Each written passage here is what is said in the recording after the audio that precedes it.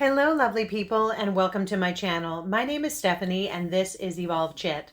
It's my little corner of the world where I like to talk about spirituality, metaphysical stuff, universal laws, and psychology. So I'm just relaxing on a Saturday night. We had a snowstorm earlier today, and it's just a great night to sit in and do nothing. And I've been thinking about what my next topic would be for a video, and this is something I've been kind of bubbling on for a while as I continue on my path of greater self-awareness and everything. And I would love to talk about this concept of being in soul, or get into soul. These are phrases we often hear in the twin flames and spirituality community. And we know, or what we hear from coaches and other content, that when we raise our vibration, we magnetize in more of our desires and wishes.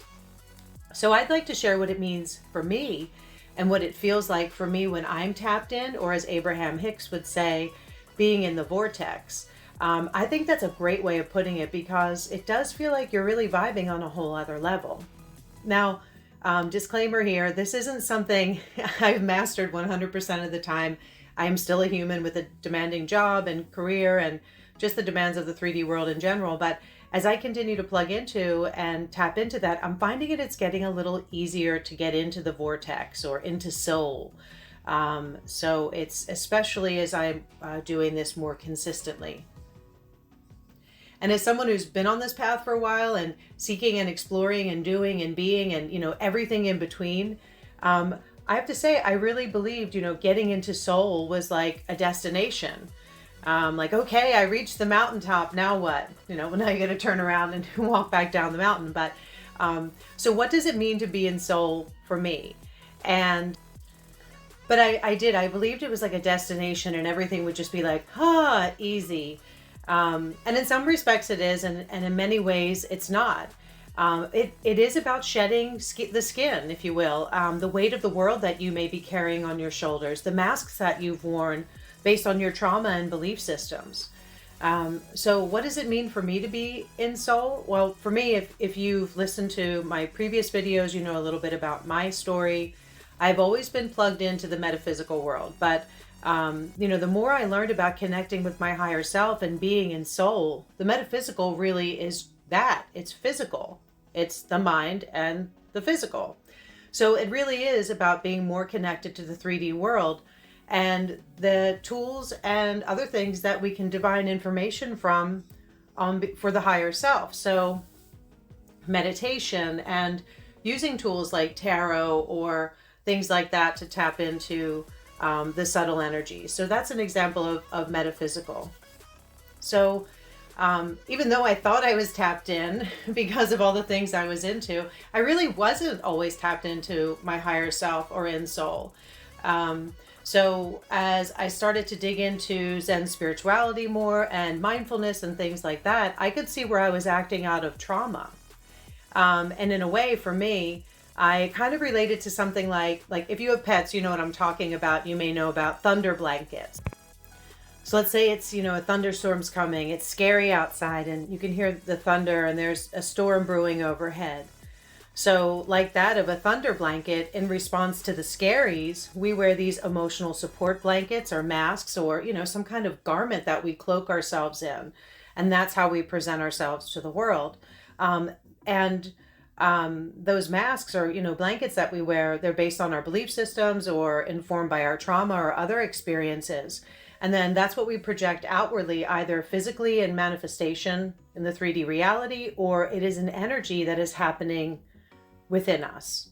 So when I started to realize that my thoughts were just that, they're just thoughts, it doesn't mean that they're real, but they were based on something that happened before that created a belief, and then my ego inflated it. So I have a really active imagination. One of my favorite creative activities is creative writing, and I'm a writer and I have a very fertile brain. So when I realized how good my mind was at running away with itself, I was like, wow, I really have been acting out of trauma in many ways.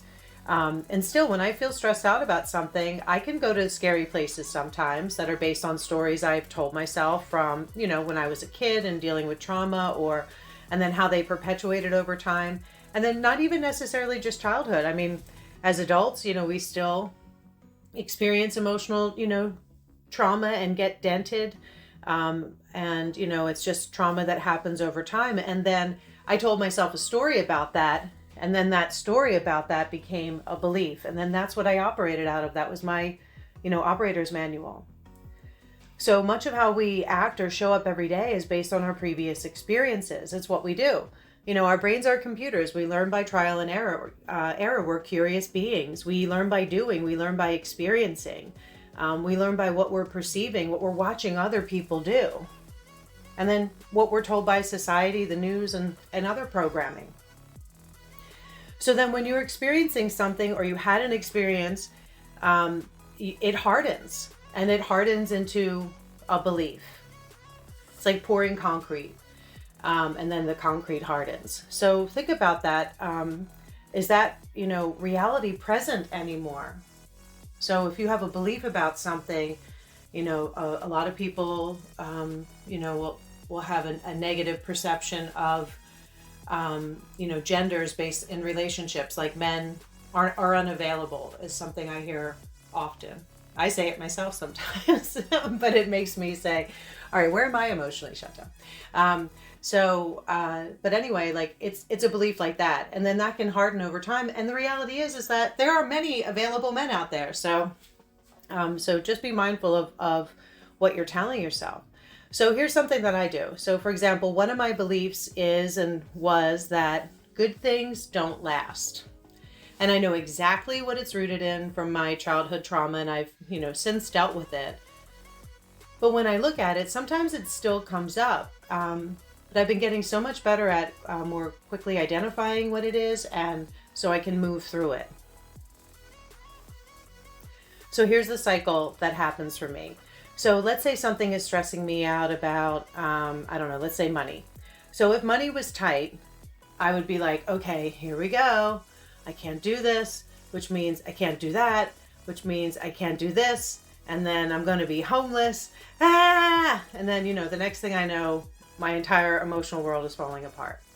So, we've all done things like that. We get stressed out and we go to the worst case scenario. But the thing is I always think to myself, well, what if I go to the best case scenario? So, and the next thing you know, your mind is running away with it. And especially if you allow it. But in all actuality, if I pause and reflect on that, good things do last, and many things last and have lasted. And you know what? Sometimes stuff doesn't last, and that's just life. It's really amazing when you look at something like that and how a belief that happened a year ago, 10 years ago, 50 years ago, whenever it was, whatever it was, if you keep telling yourself that same story, you will believe anything. So check in with yourself to see what stories you are telling yourself and what's real and what's not real and what do you really want more of. And that's something to do to get connected when you're considering what it feels like to be in soul and more connected to your higher self. We are spiritual beings, but we are human beings, and we're here to do and experience whatever you feel compelled or aligned with in terms of being tapped into your higher self. So for me, that's what being in soul feels like. And as I continue to shed some of those trauma-informed beliefs or, past beliefs that no longer serve me, I do feel lighter.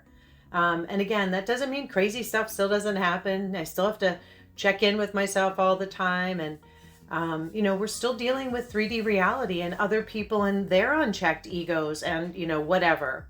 So this is why it is so important to get clear on your self-concept and your values and your desires. So much of who we are and what we believe we want is informed by, ancestral baggage, by our families, by our communities, society, religious institutions. I could go on here. And so much of that isn't necessarily ours. We just agreed to it and adopted it. So take this opportunity to look at who you are at your core, what's important to you, and what are your values. And in a way, this might sound awful, but this is my business experience coming into play here. But I sometimes look at myself as a business. but not in the capitalist, not in terms of that, but in terms of who am I? What's my vision? What's my mission? What are my values? And am I doing things every day that are constructive and in alignment with who I am and what my values are and what I want to experience? And what do I do when that doesn't show up? Whether it's, my own doing, I've gone down the rabbit hole of, bad choices. Or is it the doing of other people, places, and things around me that, could be in contrast with what I want to experience? So this is where it's really vital. If you're in the law of assumption community kind of content, we know that self-concept is where it's at. And having a firm belief in who you are and your value prop, what you bring to the table, all your awesomeness, and what you're here to experience, and, what your desires are. That's aligning with your higher self. Those things are a great place to start to get into a higher vibration and align and get into soul. So then the next step is, practice and walk in your talk. And is your thinking and are your actions in alignment with what your new beliefs are, what your desires are, your self-concept?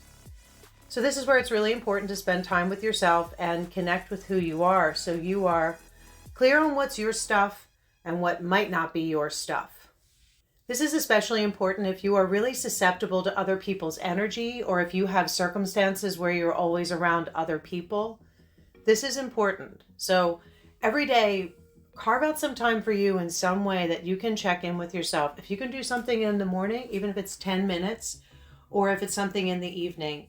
I'm going to include a link down below. Just as I was saying this, I thought about Jose Silva and one of his meditations and getting into a vibrational state, listening to certain wavelengths. So I'll put a link to one of his videos in the comments below. So really important to check in every day with yourself. So also be sure to check out my 7-day mindset reset ebook. It's free. It's on my website. It's just simple exercises that you can do over the course of 7 days, and it'll have you more deeply connected to who you are at your core and help you get into alignment with your desires, and also some tips and tricks on how to manage your mindset and what to do when your old story comes up, how you can flip the script on that. So visit my website, evolvedchit.com, go to the Get Started page and download the free ebook. All right, well, I think this is a great place to end our video today, but I just want to remind you, you are loved, you are necessary, and you are really needed right now. So step into your power. And until next time, I'm sending you lots of love and good vibes for your journey. Bye.